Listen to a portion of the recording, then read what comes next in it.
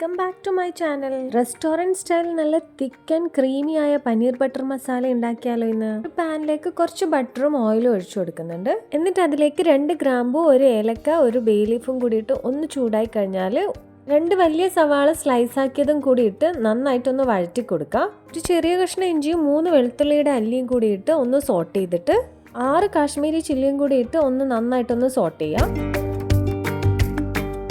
ആവശ്യത്തിന് ഉപ്പും കൂടി ചേർത്ത് കൊടുക്കുന്നുണ്ട്, ഒന്ന് പെട്ടെന്ന് വഴണ്ടി വരാൻ വേണ്ടിയിട്ട്. ഉള്ളി ഒന്ന് ലൈറ്റ് ബ്രൗൺ കളർ ആയി കഴിഞ്ഞാൽ 2 തക്കാളി സ്ലൈസ് ചെയ്ത് ഇട്ട് കൊടുക്കുക. 12 കാഷ്യൂനട്ടും മല്ലിയിലയുടെ തണ്ട് മാത്രം ഒന്ന് മുറിച്ചിട്ട് അതും കൂടി ഇട്ട് കൊടുക്കുന്നുണ്ട്. എല്ലാം കൂടി ഒന്ന് നന്നായിട്ട് വഴറ്റി കൊടുക്കുക. ഒരു 10 മിനിറ്റ് ഒന്ന് അടച്ചു വെച്ച് നന്നായിട്ടൊന്ന് വേവിച്ചെടുക്കുക. തക്കാളിയൊക്കെ ഉടഞ്ഞു വന്നിട്ടുണ്ട്. ഇപ്പോൾ ബേ ലീഫ് ഒന്ന് മാറ്റിയിട്ട് ഇതൊന്ന് തണിയാൻ വേണ്ടി മാറ്റി വെക്കുക. തണിഞ്ഞു കഴിഞ്ഞാൽ ഇനി ഒരു ജാറിലേക്ക് ഇട്ടിട്ട് അതിലേക്ക് വെള്ളവും കൂടി ഒഴിച്ച് നന്നായിട്ടൊന്ന് പേസ്റ്റ് പോലെ അരച്ചെടുക്കുക. ഇനി ഒരു പാനിൽ കുറച്ച് ഓയിൽ വെച്ച് പനീർ ഒന്ന് 2 സൈഡ് ഒന്ന് ജസ്റ്റ് ഒന്ന് ഫ്രൈ ചെയ്തെടുക്കുക. കുറച്ച് ഉപ്പും മഞ്ഞളും മുളക് പൊടിയും മാത്രം ഇട്ടിട്ട് ഒന്ന് മാരിനേറ്റ് ചെയ്ത് വെച്ചിട്ട് അതൊന്ന് ഫ്രൈ ചെയ്തെടുക്കുക ചെയ്യുന്നത്. ഇനി അതേ പാനിൽ കുറച്ച് ബട്ടറും ഓയിലും ഒഴിച്ചിട്ട് 1 ടേബിൾ സ്പൂൺ വെളുത്തുള്ളി ഇട്ട് ഒന്ന് ജസ്റ്റ് ഒന്ന് സോട്ട് ചെയ്ത് കൊടുക്കുക.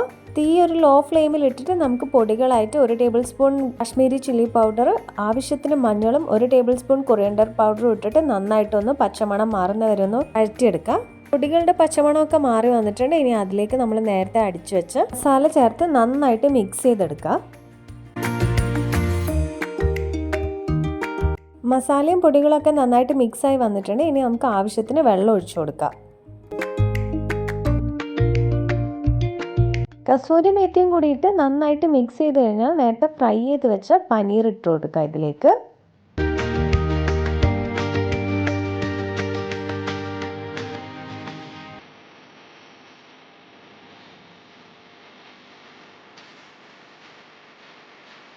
പനീറിട്ട് നന്നായിട്ട് തിളച്ച് കഴിഞ്ഞാൽ അതിലേക്ക് മല്ലിച്ചപ്പും 2 ടേബിൾ സ്പൂണോളം ഫ്രഷ് ക്രീം ഒഴിച്ചു കൊടുക്കുന്നുണ്ട്.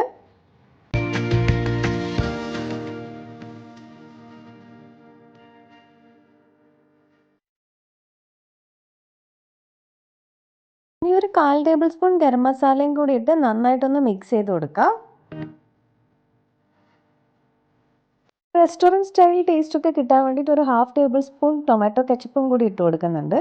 എല്ലാം കൂടി ഒന്ന് മിക്സ് ചെയ്ത് ഒരു 5 മിനിറ്റ്സ് നമുക്കൊന്ന് അടച്ചു വെച്ച് അതൊന്ന് ബോയിൽ ചെയ്ത് വരുന്നത് വരെ ഒന്ന് വെയിറ്റ് ചെയ്യാം.